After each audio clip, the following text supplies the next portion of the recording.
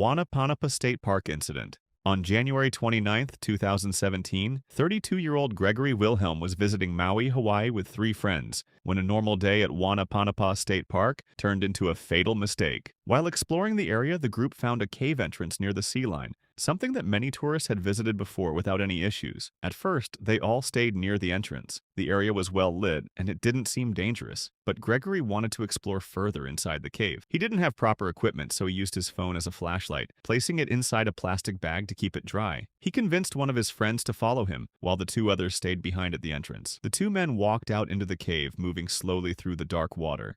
After only a short distance, the water rose to about waist level, and they reached a point where a large boulder blocked the passage. Underneath it was a deep pool, which was known as a spot where people would dive under and resurface on the other side. Without proper gear, they agreed to do a quick dive, expecting it to take less than a minute. Gregory went first since he had the only light, and his friend followed closely behind him. But almost immediately, things didn't go as planned. The cave was deeper than expected, and the passage didn't open up the way they thought it would. Gregory continued forward into a narrower section, while his friend began to panic. Instead of telling Gregory, his friend turned around and swam back to the surface in total darkness, leaving Gregory alone inside the cave. At some point, Gregory needed air and attempted to turn back, but by then, he had completely lost his sense of direction. The cave was pitch black, and without a second light source, there was no way to tell which direction led back to the entrance. He managed to find a small air pocket and took a few breaths, but the situation was unstable. The cave's water levels were constantly changing due to ocean currents, and waves pushed water in and out unpredictably. Knowing he couldn't stay there, Gregory made a decision to go deeper into the cave, hoping to find another exit.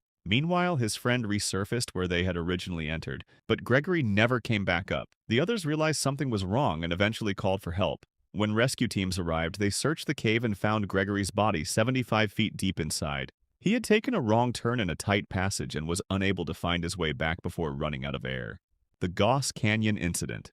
On September 17, 2000, brothers Michael and Paul Hayden went to explore an abandoned well cave in Goss Canyon, located in La Crescenta, Montrose, California.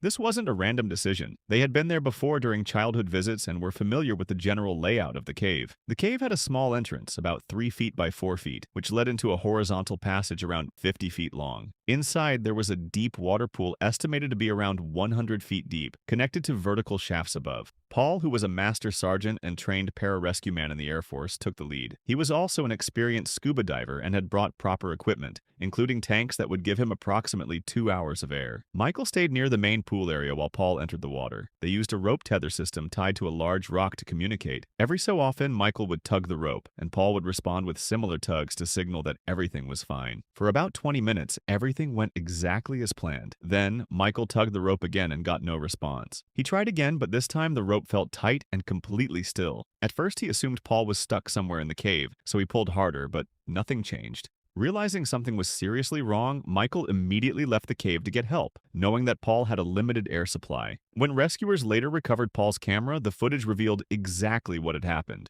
At one point during the dive, Paul had reached an air pocket inside the cave and decided to remove his regulator to take a breath. But unlike normal air, cave air pockets often contain high levels of carbon dioxide and very little oxygen, due to poor circulation and gases released from the surrounding rocks and organic material. The moment he inhaled, he lost consciousness almost instantly. He didn't even attempt to put his regulator back in. Within seconds, he sank beneath the water and died.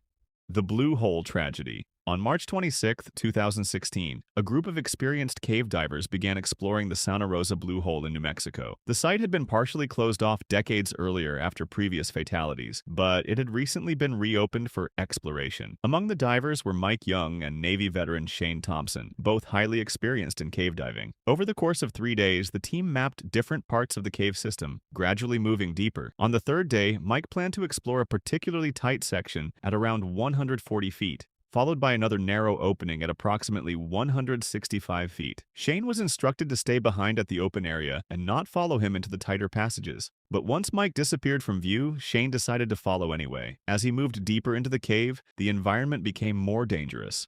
The passages were narrow, visibility was limited, and the floor was covered in loose silt that could easily be disturbed. At one point, Shane reached a tight 3-foot opening and attempted to push himself through. As he did, his back-mounted rebreather became caught on a rock, sticking out from the ceiling. He tried to free himself by twisting his body, but the more he moved, the more stuck he became.